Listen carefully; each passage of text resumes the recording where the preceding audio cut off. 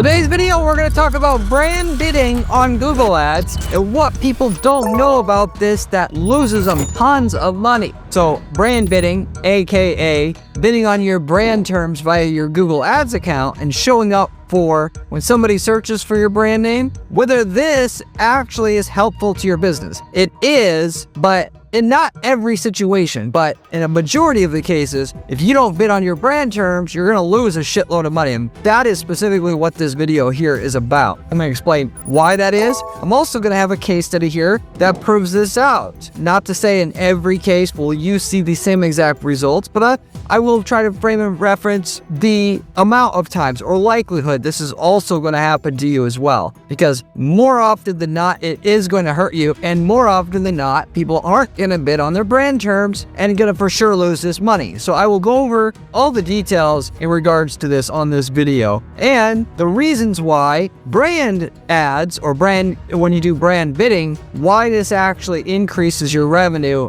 or if you don't do it, loses you revenue. There's three main reasons why this is, why people do brand bidding in the first place, where there's a monetary benefit, not just an egotistical benefit. Hey, I want to show up for my brand keywords, whatever. Number one is to starve off competitors. Unfortunately, you have to kind of basically do this now because Google is going to put a bunch of shit above your organic listing most of the time. They've slowly changed this over time to where not in all cases will they show people above you when people are looking for you on Google, but now it's mostly like this. Two, starve off affiliates. So you may not have affiliates, but if you do, one of the most effective affiliate marketing methods out there is showing up when people are searching for that product or service. So if I'm a Allstate affiliate, I want to show up when somebody types in Allstate on Google because they're going to click on my ad. I can trick the user and make them think I'm Allstate or an Allstate affiliate that, essentially I get the same thing.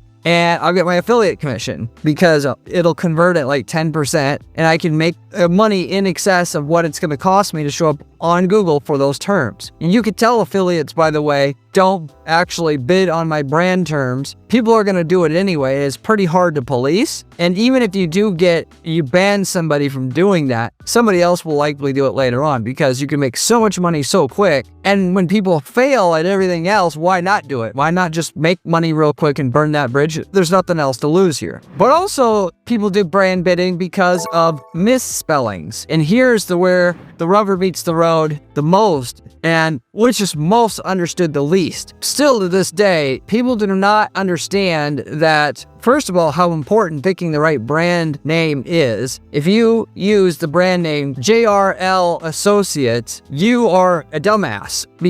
Nobody's going to remember this after you spent all the money to advertise your brand, your website, your services, whatever. People don't typically buy in one day. So you do the sales pitch, they come back 2 weeks later to buy. They cannot remember what the hell your brand name is, and they can't easily find it on Google because you're not running brand ads. And now you lost the sale to somebody else because people, guess what? They don't have a lot of energy anymore. They're distracted by almost anything. And as soon as you're not there, you lost them already. You may say, well, I built a lot of rapport with them. They're going to look harder. They will, but even if it's 20% of those sales you lose, that's a massive, massive fucking disadvantage to your business by losing 20% of your sales that you should have got normally anyway. So, not to mention, what I see people also doing, this is so stupid. They'll set up a business and the brand name is Orange with 2 O's or some shit like this. And people are not going to remember how the spelling of, they'll remember orange, yes, but this is why people do it. They can say it, they can easily remember it, but they won't easily remember the spelling. So when they go to search for orange and they don't type in ORANGE,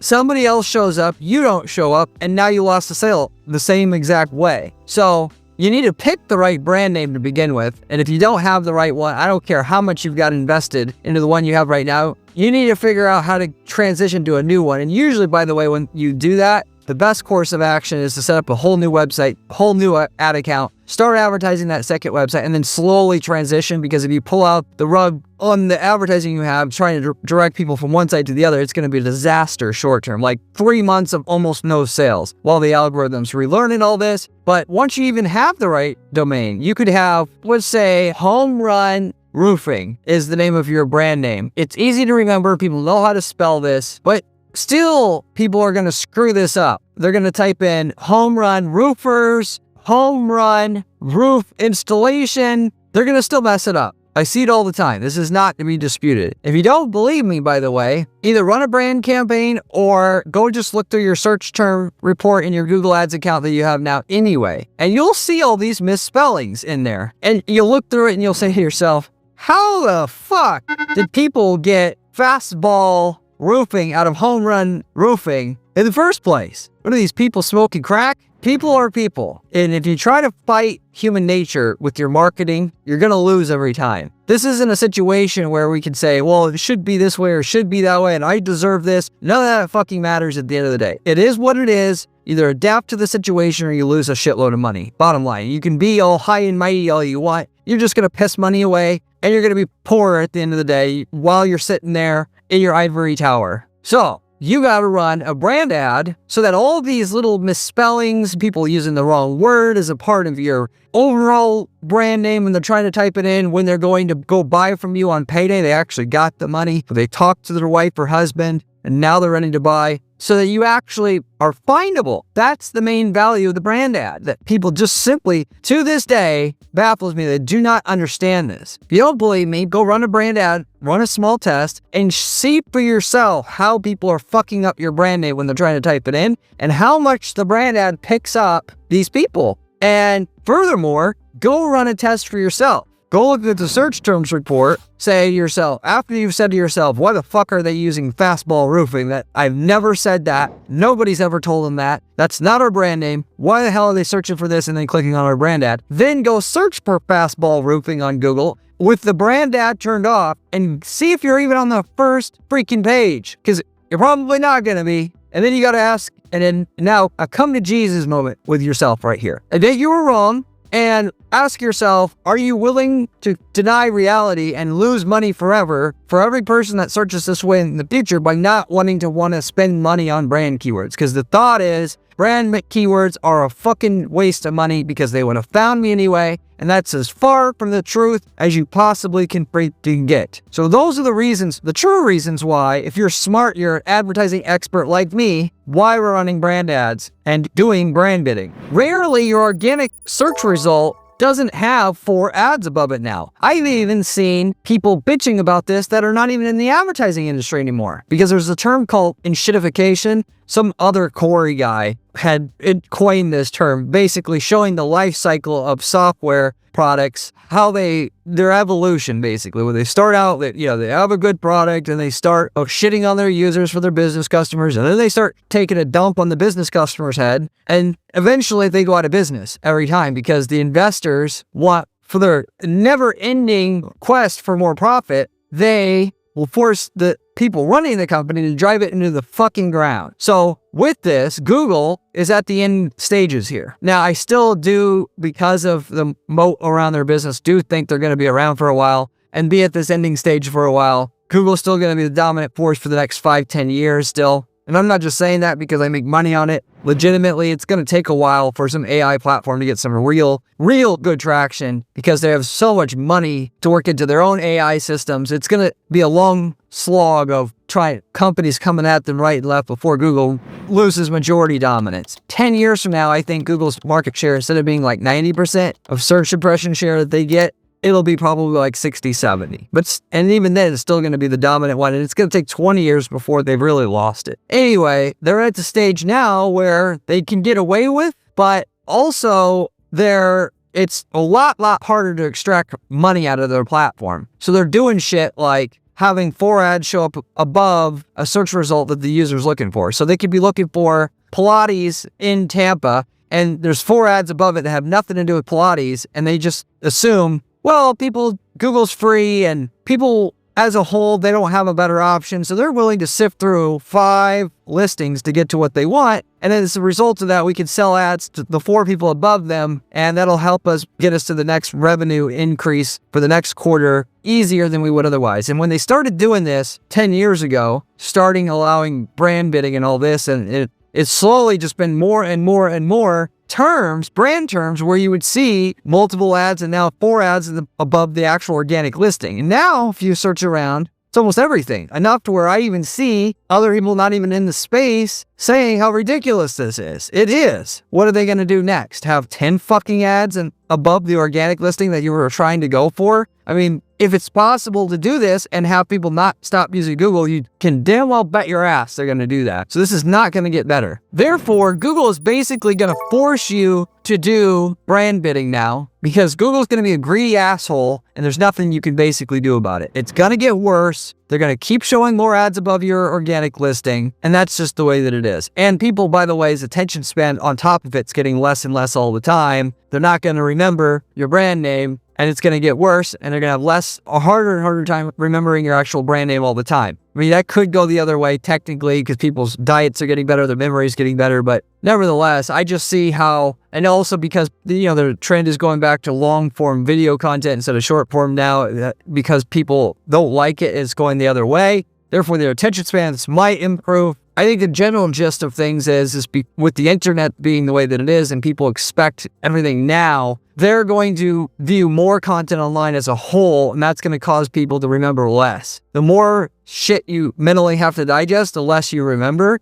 And so people are going to remember even less than they did now already, how to spell your brand name, what it was the actual words within it, so they can search for it later. So with all that said, a rant over, I'm going to go over a custom hose manufacturer that we worked with as a client, where we had the brand ads going, and then when we shut them off, what that did to our account's profitability. Now, the main reason why, by the way, it's so prevalent that people don't think brand ads are worth it is because the effect of shutting off the brand ads isn't readily apparent. They think, oh yeah, we're getting less conversions, of course, because we're not running brand ads, because those actually convert the best, but they don't actually see the overall effect on their company because they're not measuring it on an overall company level. Where brand ads help you the most is close the sale when the person's already ready to buy so you don't lose the sale at the last second. So you have a better way of measuring things than you typically do. And the best way to measure this is to take total sales in your company divided by total Google ad spend, shut off the brand ads, and then see how that ratio changes. Does it increase, decrease, or stay the same? Which is what I did in this case study. And I show you how shutting off the brand ads can affect